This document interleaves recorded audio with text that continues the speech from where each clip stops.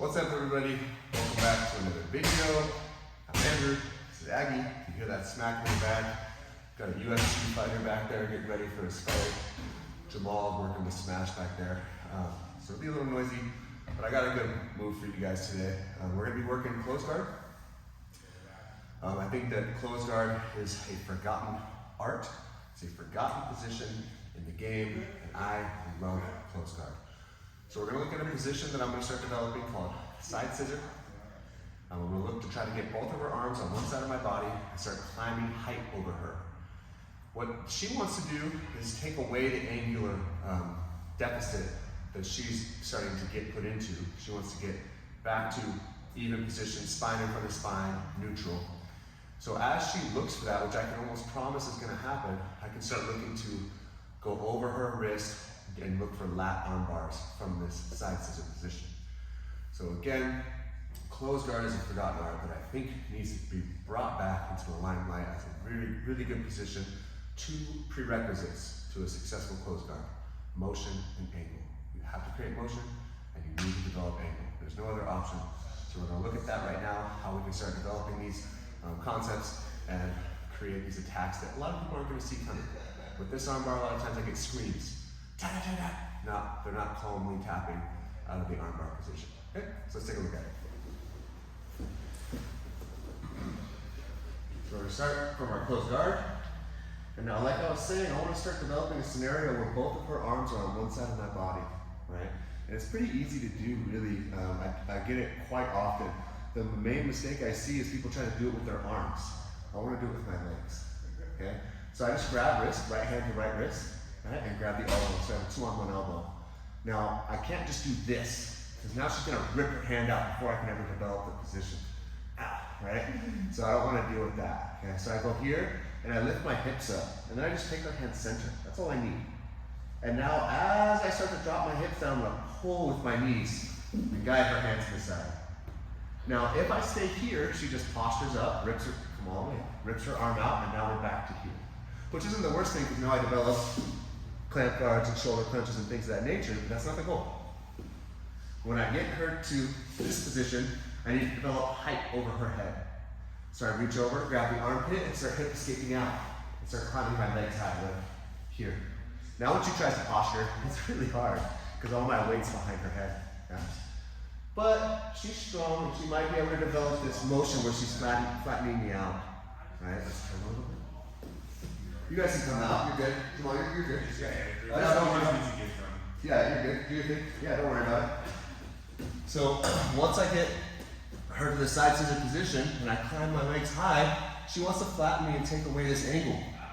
Right? I know that she wants to do this, so I'm going to anticipate this. Right? So I'm going to go over her arm and scoop her leg. And now I can open my legs here, posture. She can't go anywhere because of this grip. You can either hold the armpit or the head, either one. And now I'm going to start using this leg as a pendulum to bring my hips out. So I pendulum, here. And now what I want to do is take my hand in front and let her posture. Go ahead. Here, leg comes over. Her hand is trapped by my armpit. That's why it's called a lat arm bar, right?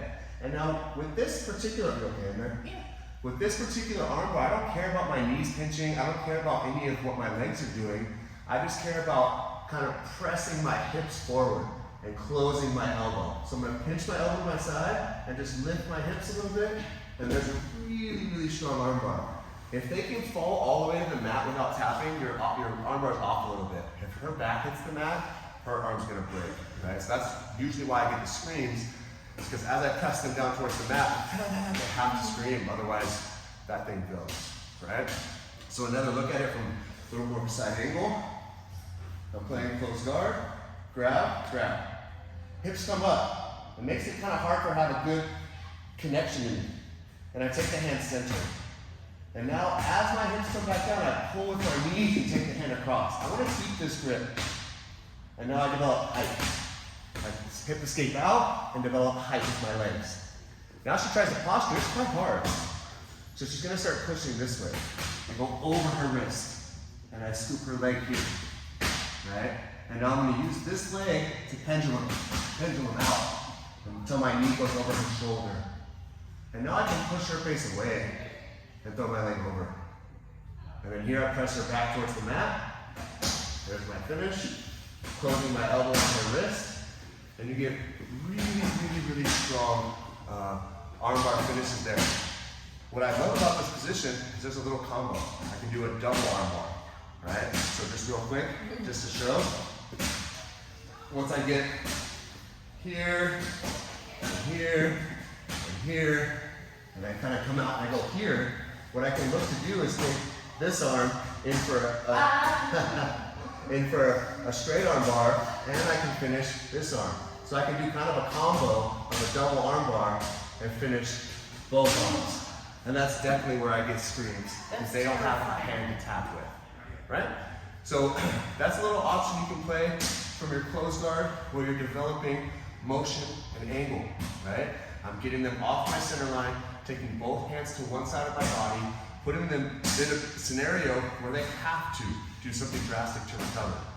They have to move their body back towards center line, which is creating a motion. I've already developed angle, so now I can start looking to get a pivot, perpendicular spines, and create that lat armbar scenario. Really powerful, really strong breaks come out of this position. Just be careful with your partners, your teammates. Don't go too fast when you're finishing, because they'll have to scream, and you might get breaks even on accident with this one, right? So I hope this helps upgrade your closed guard game a little bit. Remember, two main prerequisites, motion and angle. You have to have them to have a successful closed guard. And I'm using the side scissor concept to create that motion and angle directly into my lat armbar. Hope you guys like it. Go ahead and let me know what you want to see in the future down below. Again, I'm Andrew, Abby. We're here at Nexus Jiu-Jitsu in Folsom, getting it in. And yeah, we'll see you in the next one.